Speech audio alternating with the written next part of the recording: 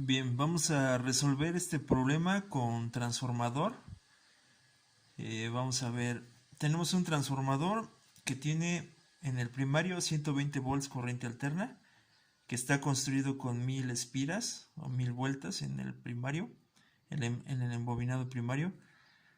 En el secundario tenemos 150 espiras y ahora nos piden calcular el voltaje en el secundario, o sea, cuál es el voltaje 2.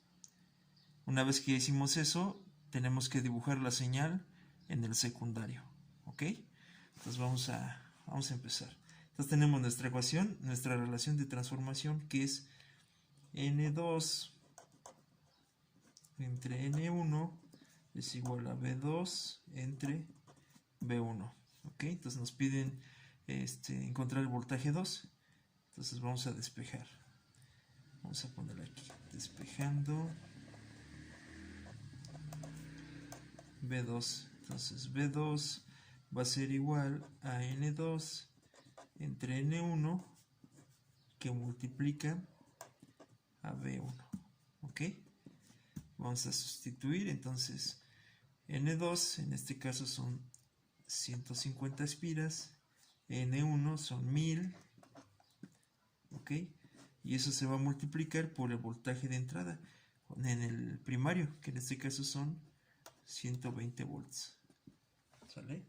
Entonces igual con su calculadora, con su celular, vamos a resolverlo.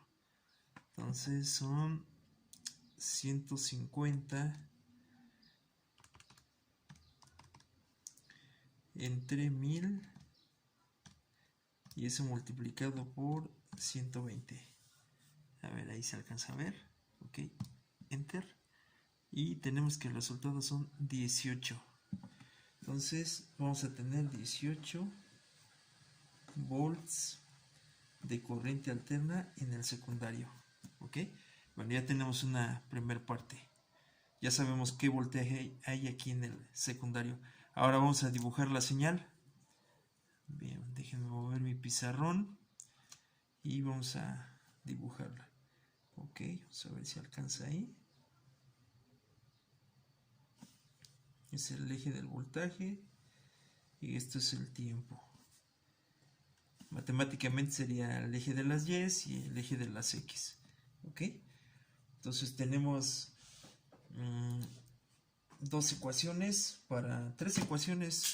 Una que nos dice que el voltaje pico va a ser igual al voltaje RMS entre 0.70 y 71. La otra que la frecuencia va a ser igual a 1 sobre el tiempo. Y el voltaje pico a pico va a ser igual a 2 veces el voltaje pico. Entonces tenemos que calcular el voltaje pico de este voltaje RMS que me da en el secundario. ¿Sí? Entonces vamos a calcularlo.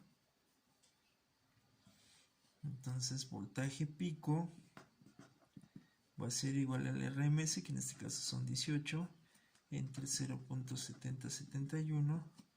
Eso va a dar 18 entre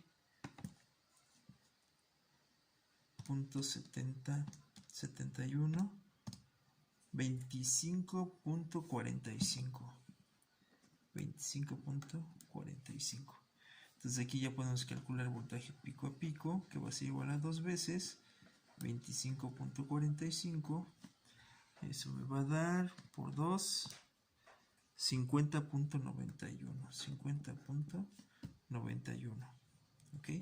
Voltaje pico a pico y este va a ser un voltaje pico. Vamos a dibujarlo. Bueno, ya anteriormente habíamos hecho el cálculo de qué tiempo le llevaba una señal de 60 Hz. ¿Qué tiempo le llevaba todo esto? Vamos a ver. Que eran 16.6 milisegundos. Vamos a ver. Tiempo es igual a 1 sobre la frecuencia. Entonces 1 sobre 60. 1 entre 60. 16.6 milisegundos. Entonces aquí 16.6 milisegundos. Eso es lo que le lleva a un ciclo. Vamos a dibujarlo. Voy a utilizar nada más esta parte. Estos dos. Ahí está. la parte negativa. Listo, entonces de aquí a acá le va a llevar 16.6 milisegundos. Y el voltaje pico de aquí a acá va a medir ¿cuánto? 25.45 voltaje pico. Y pico a pico, desde aquí hasta acá, va a medir 50.91 volts pico a pico. Y así es como se debe de dibujar e indicar los valores. Voltaje pico a pico y el tiempo que le lleva a esa señal. Vean que partimos de